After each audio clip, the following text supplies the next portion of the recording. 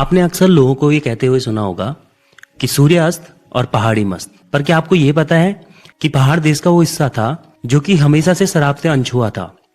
19वीं सदी वो समय था जब अंग्रेजों ने पहली बार उत्तराखंड में अपनी छावनी या यूं कहूं अंग्रेजी शासन के ठेके खोले। छावनी में काम करने वाले लोग और अधिकारियों की जी हुजूरी करने वाले लोगों ने ही उत्तराखंड में सबसे पहले शराब को जगह दी और फिर धीरे धीरे अंग्रेजों ने उत्तराखंड के युवाओं को अपनी सेना में भर्ती किया और उन्हें शराब की ऐसी लत लगाई कि जिसने सिर्फ उन्हें ही नहीं, इस पूरे प्यारे पहाड़ को ही शराब का आदी बना दिया।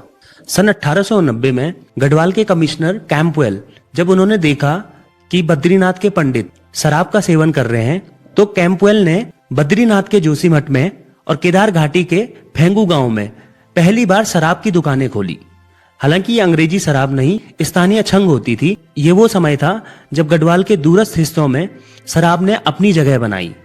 सन 1890 में छुट्टी आए सैनिकों ने चोरी छिपे ही सही पर शराब को घर और गांव का रास्ता दिखाया और फिर ब्रांडी बना उत्तराखंड के काले दिनों का ब्रांड।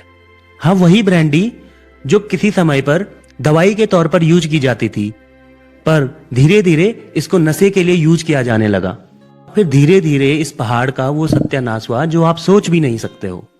दूसरे विश्व युद्ध के दौरान जब गौचर मेले का आयोजन किया गया तो शराब को एक स्वास्थ्यवर्धक दवाई की तरह प्रदर्शित किया गया।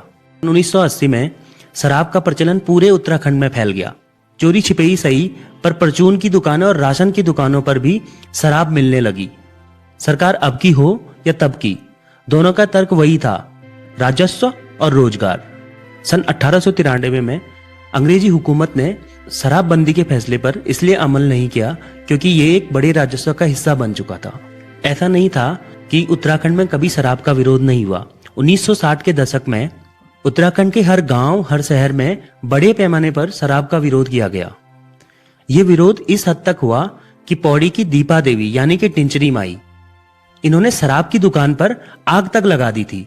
टिंचरी माई के इस आंदोलन से पूरे उत्तर प्रदेश में खास तौर पर गढ़वाल और कुमाऊं क्षेत्र की महिलाओं ने शराब के विरोध में आंदोलन शुरू कर दिया। तब से आज तक हमारी मां बहनें हर साल हर महीने इस निर्भकी शराब के खिलाफ हर दिन आंदोलन करती है और दूसरी तरफ हमारी सरकारें इसे राजस्व और रोजगार के नाम पर प्रमोट कर रही हैं। अभी पिछले ही महीने हमारी प्रिय राज्य सरकार ने चंपावत नेशनल हाईवे के पास सिलियाड़ी में वाइन फैक्ट्री को मंजूरी देते हुए यह तर्क दिया कि इस वाइन फैक्ट्री से प्रदेश के राजस्व और रोजगार में वृद्धि होगी। यही नहीं, पिछले ही साल अक्टूबर में सरकार की एक नई आबकारी नीति आई जिसके तहत आप अपने ही घर में अपना निजी बार खोल सकते हैं, अर्थात आप अपने ही घर में 35 लीटर तक शराब रख सकते हैं। अब जब हर घर खुलेगा ठेका तभी तो प्रदेश का राजस्व बढ़ेगा, क्यों? एक समय था जब उत्तराखंड के हाई एल्टीट्यूड एरिया में भूटिया प्रजाति द्वारा छंग के रूप में शराब का चलन था, जिसे कि एक जनजातीय परंपरा के तौर पर देखा जाता था। बाकी इलाकों में ऐसा कुछ भी नहीं था। जबकि आज उत्तराखंड के हर एक इलाके की मवासी दारू ने घाम लगा रखी है।